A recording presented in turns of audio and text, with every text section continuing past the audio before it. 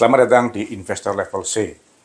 Kami coba sharing aspek fundamental agar teman-teman bisa tetap tidur tenang meskipun banyak badai di bursa. Tonton sampai habis ya. Semangat sehat teman-teman investor level C. Investor yang fokus pada karakter pemegang saham mengendali. Ada kabar baik apa hari ini? Teman-teman, tidak terasa tahun 2022 akan segera berakhir. Dan biasanya kita melakukan refleksi terhadap portofolio kita di tahun ini sebagai bahan untuk menyusun portofolio kita di tahun depan nanti. Nah, kali ini saya mau ajak teman-teman untuk ngintip portofolio anak presiden dan anak para mantan di tahun ini. Mudah-mudahan bisa menjadi bahan buat kita untuk menyusun portofolio kita di tahun depan nanti. Dan kebetulan ada 3 saham milik anak presiden dan anak para mantan yang umurnya hampir sama. Jadi saya ambil saham yang dipegang oleh anak presiden dan anak para mantan selama 1 tahun terakhir. Bagaimana perkembangannya? Yuk kita mulai. Yang pertama ada emiten dengan kode PMMP atau Pancamitra Multi Perdana. Emiten ini baru listing di akhir 2020 dan Kaesang membeli sahamnya di tanggal 8 November 2021. Jadi sudah berumur 13 bulan. Bagaimana hasilnya? Saat itu Kaesang membeli sebanyak 188 juta lembar di harga Rp490 per lembar. Harga pasar saat itu Rp530 per lembar. Jadi Kaesang dapat harga nego. Dengan demikian, investasi Kaesang pada saat itu sebesar Rp92 miliar. Sesuai dengan prospektus yang dibikin tahun 2020, PMMP bergerak di pengolahan makanan beku berbasis udang dengan target pasar 100% ekspor, terutama di Amerika dan Jepang. Dan tujuan IPO saat itu untuk membangun pabrik yang ke-8. Sehingga saat IPO di 2020, PMMP telah mempunyai 7 pabrik pengolahan makanan beku berbasis udang. Setelah 1 tahun listing, Kaesang baru masuk ke PMMP dengan memegang 8% saham. Namun sayangnya setelah Kaesang masuk sampai dengan saat ini, harga saham PMMP tidak pernah lebih tinggi dibanding pada saat Kaesang masuk di harga Rp530. Yang kedua, ada emiten dengan kode WIRG atau WIR Asia. Ini listing di tanggal 4 April 2022. Mbak Sanuba Arifah atau Mbak Yeni Wahid sebagai pemilik awal sehingga ikut kena masa lock up saham tersebut. Pada saat listing, Mbak Yeni Wahid mempunyai saham sebanyak 280 juta lembar dengan harga penawaran umum di harga Rp168, maka nilai saham Mbak Yeni Wahid saat itu sebesar 47 miliar. WIRG sendiri dimiliki oleh banyak orang yang sudah malang melintang di dunia usaha. Di antaranya ada Peter Tanuri, ada Agus Lesmono, dan ada Arsyad Rashid. 2 orang ini merupakan pentolan di PT Indika Energy. WIRG bergerak di dunia metaverse dengan basis teknologi artificial intelligence, virtual reality, dan augmented reality. Sudah menghasilkan lebih dari 1000 proyek yang tersebar di berbagai sektor usaha dan proyeknya ada di lebih dari 20 negara. Sehingga sangat wajar bila setelah listing harga sahamnya pernah mencapai di atas Rp1.300. Hal ini sejalan dengan gema dunia metaverse. Namun setelah itu, sahamnya mengalami penurunan yang konsisten sampai saat ini. Yang ketiga, emiten dengan kode GTSI.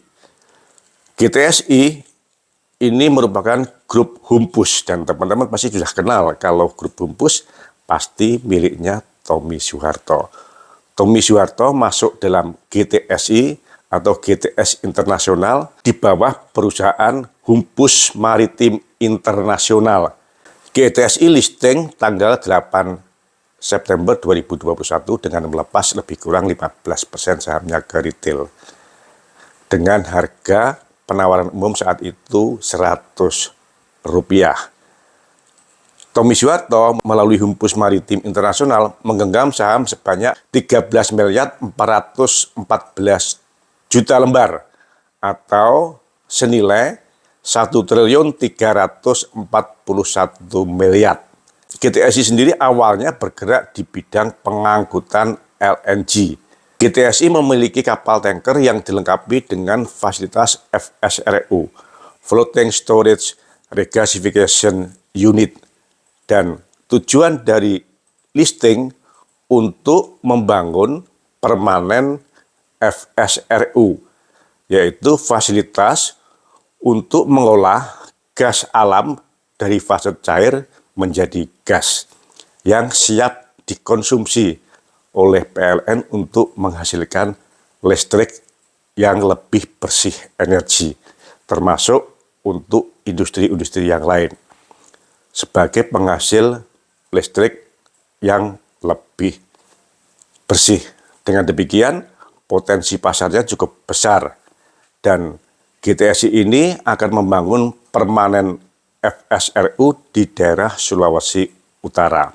Saat ini Humpus Group adalah penguasa di fasilitas FSRU yang memiliki secara langsung maupun secara tidak langsung 4 dari 5 FSRU yang sudah ada. Namun demikian, nasib harga sahamnya pun tidak sebagus prospek usahanya. Sejak listing tanggal 8 September 2021 sampai sekarang, harga sahamnya tidak pernah ditutup di atas harga penawaran umum, tidak sebagus prospek usahanya. Ini kondisi harga sahamnya di pasar. Padahal kalau kita bahas kondisi fundamentalnya, ketiga emiten ini menurut saya nggak jelek-jelek banget. Kalau kita berbicara tentang aspek fundamental, maka umumnya kita akan berbicara di 3 variabel. Price earning ratio atau PER, PBV, price book value, dan ROE, return on equity. Ketiga emiten ini menurut saya masih mempunyai 3 variabel tersebut dengan nilai yang cukup bagus. PMMP misalnya mempunyai PER kurang dari 5 kali, PBV-nya hanya 0,62 kali, dan ROE-nya di atas 13%. Masih 3 kali dari bunga deposito saat ini, sehingga masih cukup bagus. WIRG karena usahanya berbasis teknologi dan kreativitas, menurut saya cukup wajar bila PER-nya di angka 37 kali, PBV 2,8 kali, dan ROE masih 8%, masih 2 kali dibanding bunga deposito saat ini. Dan GTSI yang padat modal mempunyai PER 14,17 kali, PBV 1,28 kali, dan ROE 8,97%.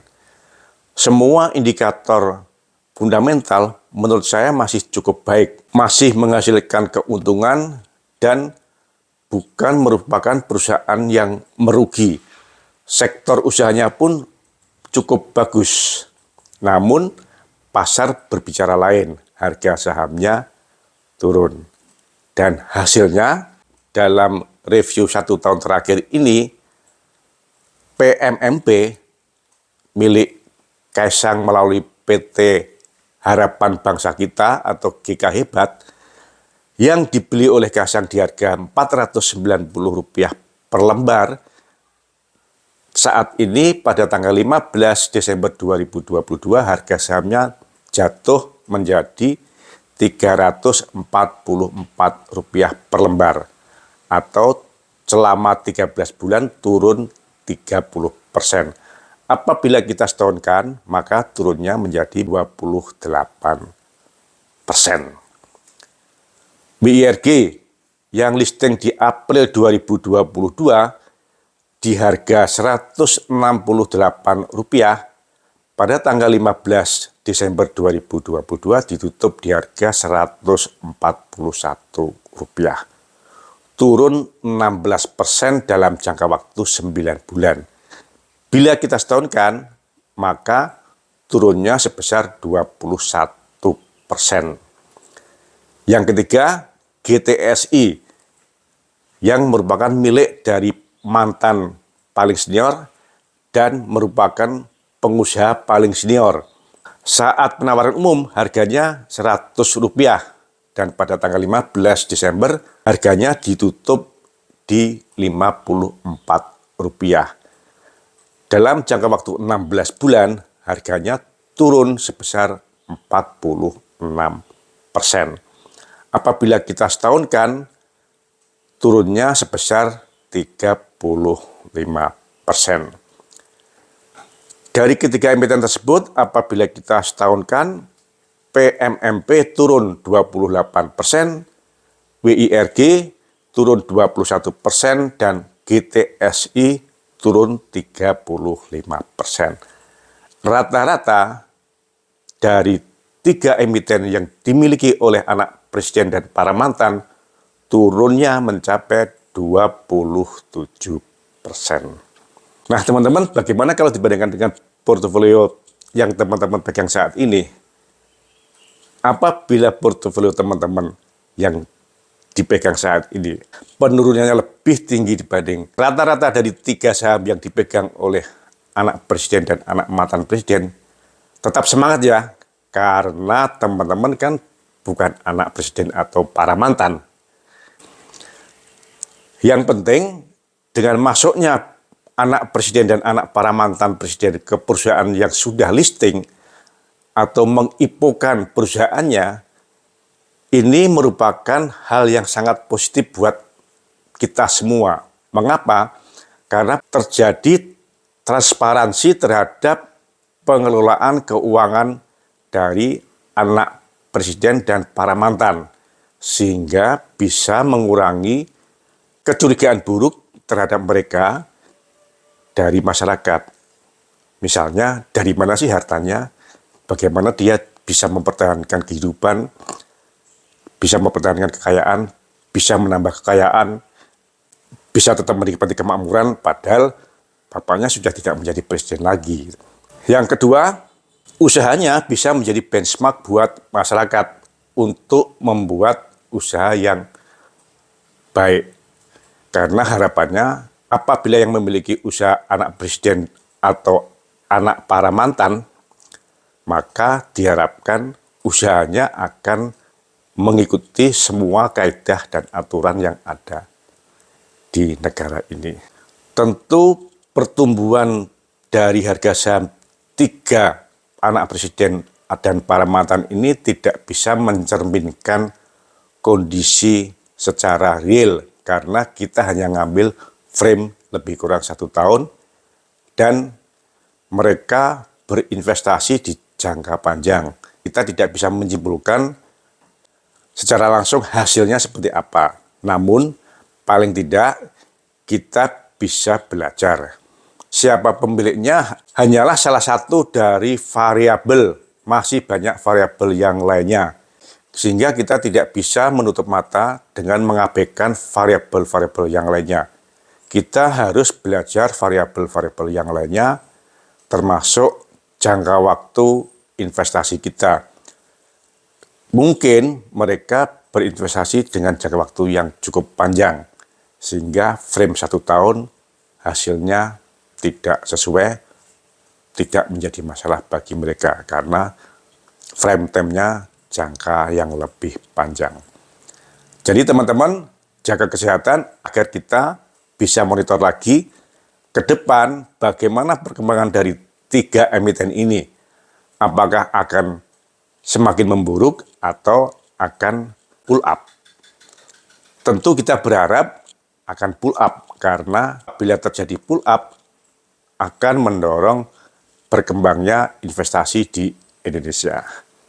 Semangat sehat. Terima kasih telah menonton.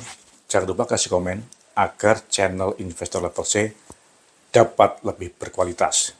Dan jangan lupa sharing agar teman-teman yang lainnya bisa mendapatkan manfaat dari channel Investor Level C. Terima kasih.